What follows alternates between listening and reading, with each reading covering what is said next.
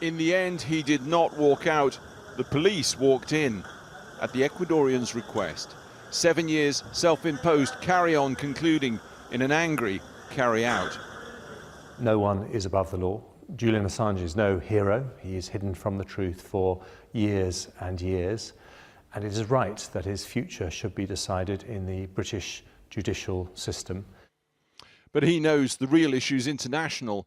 The police soon said Mr. Assange had been further arrested in connection with a US warrant for computer-related offences. However, Ecuador's president insists there's a deal. The UK can arrest Julian Assange, but not send him on to any country which tortures or executes prisoners, i.e. the USA. Solicité a Gran Bretaña la garantía de que el señor Assange no sería entregado en extradición a un país en el que pueda sufrir torturas o pena de muerte. El gobierno británico lo ha confirmado por escrito, en cumplimiento de sus propias normas. Foreign Minister Alan Duncan later confirmed the UK has agreed this deal. Ecuador's government accusing Mr. Assange of breaching their trust in him in a variety of ways. Here's one. Toleraron cosas como que el señor Assange. They tolerated things like Mr. Assange smearing feces on the embassy walls and other behaviour like this. Mr. Assange jumped bail 7 years ago in 2012 seeking refuge in the Ecuadorian embassy. And why? Because he was wanted then in Sweden for alleged rape and sexual assault, which he denies. The charges were later dropped. But Mr. Assange feared Sweden would send him on to the USA. And America's interest lies in a vast slew of confidential military documents WikiLeaks has released down the years. America claims the caches of videos, secret emails were stolen. They accuse Mr. Assange of conspiring with whistleblower Chelsea Manning to break into secret US military computers. Julian Assange is not being pursued to protect US national security. He is being pursued because he has exposed wrongdoing by US administrations and their military forces. WikiLeaks uncovered an extensive spying operation against Julian Assange within the Ecuadorian embassy. All of which explains perhaps yesterday's sudden press conference in London by WikiLeaks and Mr. Assange's lawyer. Dripping with irony, here was WikiLeaks, yes WikiLeaks, complaining about an invasion of privacy. Since Lenin Moreno took power, that Julian Assange has been living in a sort of a Truman Show-like situation inside the embassy.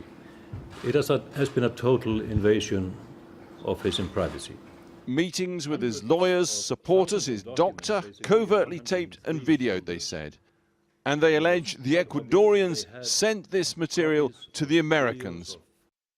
WikiLeaks. It's been amazing what's coming out on WikiLeaks. Did you see another one? Another one came in today. This WikiLeaks is like a treasure trove. Heady days, the US presidential campaign, and WikiLeaks suddenly dumps thousands of Hillary Clinton emails all over the election campaign. WikiLeaks! I love WikiLeaks.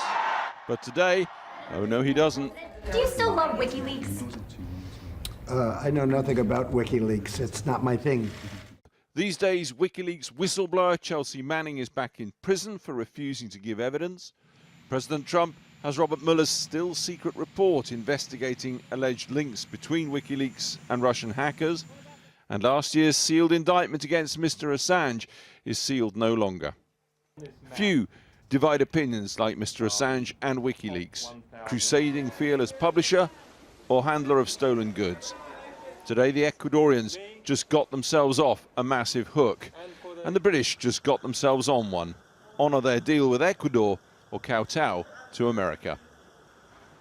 Well, now joining us from central London is Julian Assange's lawyer, Jen Robinson.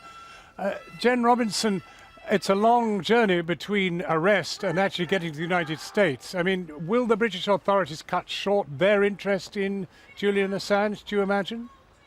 Look, it seems that we've got a provisional extradition request from the United States. They're seeking his extradition and prosecution for his publishing activities with WikiLeaks.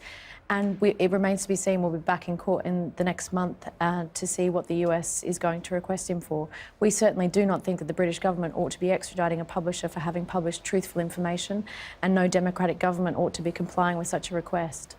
Well, now, he skipped bail here originally over charges involving sexual abuse in Sweden. Presumably Sweden has no interest at all, and that now is dead. First of all, there were no charges in Sweden. It was a preliminary investigation in which he was never charged. That investigation was closed. This case has always been about, and his concern in seeking asylum in the embassy was always about the risk of extradition to the United States. Today, that concern that we've been warning about since 2010 has unfortunately been proven correct. So we don't expect there to be further information from Sweden. As far as we understand, that case has been closed. We would fight it, and his Swedish Defence Counsel is confident of having a strong defence in that case. The key concern now is, as it has always been, is the United States. Well, extradition is a big number. I mean, is it something you can win, or is it an inevitability? It remains to be seen. We will be fighting this extradition request. This raises key free speech concerns and ought to be a matter of concern for all media organisations and journalists outside of the United States. This effectively means that if you receive information from a source and you publish truthful information about the United States, then you could face extradition and prosecution in the United States. That's a terrifying precedent, and this is one that all of the media ought to be standing against. But of course the United States sees it rather differently, don't they? They're absolutely furious about the scale of what they regard as really deeply secret issues have been leaked.